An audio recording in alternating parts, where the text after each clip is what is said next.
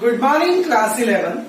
In accountancy class, our chapter is chapter depreciation and the topic is diminishing balance method or written down value method.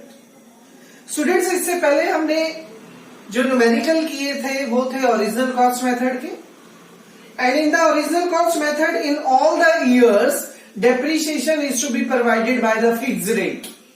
Suppose it हमें 4 years के machinery account बनाने हैं तो हम 4 साल तक एक ही रेट से एक ही अमाउंट से इट मीन जो अमाउंट हमने डेप्रीशिएशन फर्स्ट ईयर में लगाया था वही अमाउंट डेप्रीशिएशन हम फोर्थ ईयर में भी लगा रहे हैं.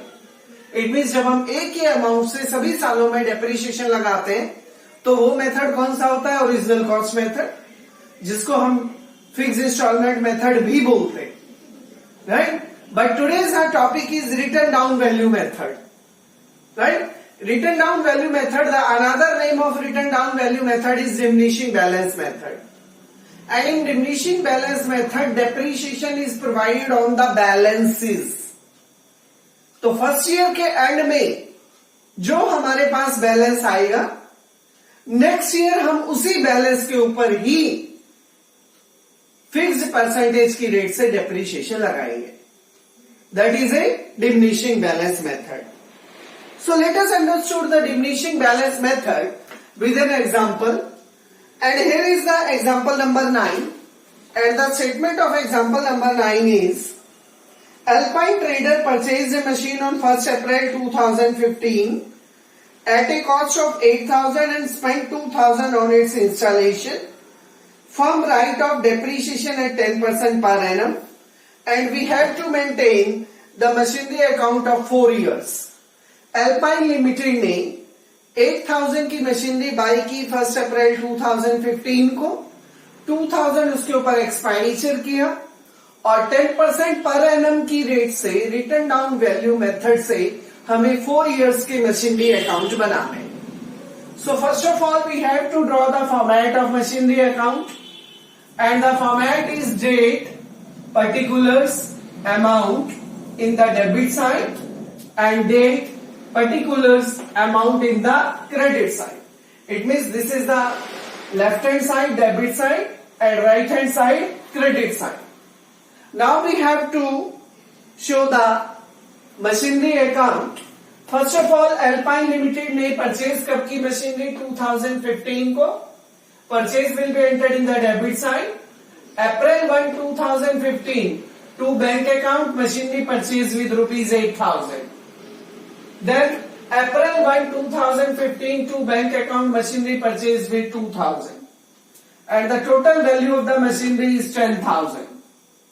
Then 1 अप्रैल 2015 को मशीनरी खरीदी और इसके अकाउंट्स क्लोज होंगे 31 मार्च 2016. First year accounts are close with 31 मार्च 2016 और जिस दिन हम अकाउंट्स क्लोज करेंगे उस दिन हम डेप्रीशिएशन प्रोवाइड करेंगे. So when the depreciation is provided it will be entered in credit side on 31 March depreciation account and the rate of depreciation is 10%. So total value 10,000. 10,000 के ऊपर 10% डेप्रीशिएशन की value है 1,000. तो फर्स्ट ईयर के end में depreciation लगेगी 1,000 and the balance eight the end of the first year is on 31st March by balance carried down 10,000 minus 1,000, 9,000 and the accounts of first year is closed with 10,000. Then first year का ये जो balance है ये second year में transfer हो जाएगा. Second year की starting on 1 April 2016 to balance brought down rupees 9,000. तो ये सेकेंड ईयर को अकाउंट्स ओपन हुए 1 अप्रैल 2016 को और इस मशीनरी का बैलेंस है हमारे पास 9,000. Now at the end of second year it means on 31 March 2017 company provided the depreciation on the machinery by diminishing balance method. So on 31 March 2017 by depreciation account now the 10% will be provided on balance and the balance on is rupees 9,000. So 9,000 का 10% इस साल second year के end में depreciation लगेगी 900. Now we have to find out the balances of current year of second year 31st March by balance carried down 9000 में से 900 की depreciation लगी, बैलेंस बचा 8100। अकाउंट सेकेंड ईयर के क्लोज होंगे 9000 से। अब सेकेंड ईयर का बैलेंस कितना है हमारे पास 8100, इसको हम थर्ड ईयर की स्टार्टिंग में ट्रांसफर कर देंगे। 1 अप्रैल 2018 थर्ड ईयर में हमारे पास बैलेंस है, to balance brought down 8100, right. अब थर्ड ईयर क्लोज कब होगा 31 मार्च 2018 को, और जिस दिन हम थर्ड ईयर क्लोज करेंगे 31 मार्च 2018, जिस दिन हम थर्ड ईयर क्लोज करेंगे उस दिन हम 10% की रेट से डेप्रिसिएशन प्रोवाइड करेंगे। 8100 का 10% 810, और थर्ड ईयर का बैलेंस बचेगा हमारे पास 7290, 8100 minus 810, and the accounts of third year is close with 8100। इसके बाद जो थर्ड ईयर का बैलेंस है वो फोर्थ ईयर की स्टार्टिंग में ट्रांसफर हो जाएगा। फोर्थ ईयर की स्टार्टिंग मीन्स 1 अप्रैल 2018 को टू बैलेंस ब्रोक डाउन 7290। अब फोर्थ ईयर क्लोज होगा हमारा 31 मार्च 2019 को। तो 31 मार्च 2019 को जब हम फोर्थ ईयर के अकाउंट्स क्लोज करेंगे उस दिन हम बैलेंस के ऊपर डेप्रिसिएशन लगाएंगे। बैलेंस कितना है 7290, 7290 का 10% 729, और 729 की रेट से फोर्थ ईयर में डेप्रिसिएशन लग जाएगी, और फोर्थ ईयर के एंड में हमारे पास बैलेंस बचेगा 7290 minus 729, 6561, and the accounts are closed with 7290, and this balance is forward to the next year.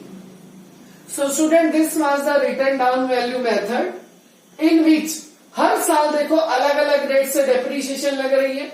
First year में हमने डेप्रिसिएशन लगाई 1000, सेकेंड ईयर में फिर हमने बैलेंस का 10% निकाला 900, थर्ड ईयर में हमने फिर बैलेंस का 10% निकाला 810, फोर्थ ईयर में हमने फिर बैलेंस का 10% निकाला 729। इट मीन्स अलग अलग रेट से डेप्रिसिएशन लग रही है चारों सालों में।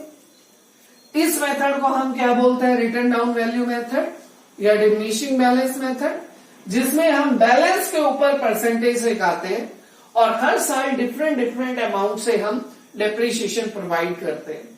लेकिन इससे पिछले वाले मेथड में हम एक ही रेट से डेप्रिसिएशन लगा रहे थे, but in this method the depreciation rate will be provided on the balance amount, right. And this was the example number 9 of diminishing balance method. I hope this method is clear to you. Now you are able to do your back exercise question up to question number 9. You have to do it. Thank you.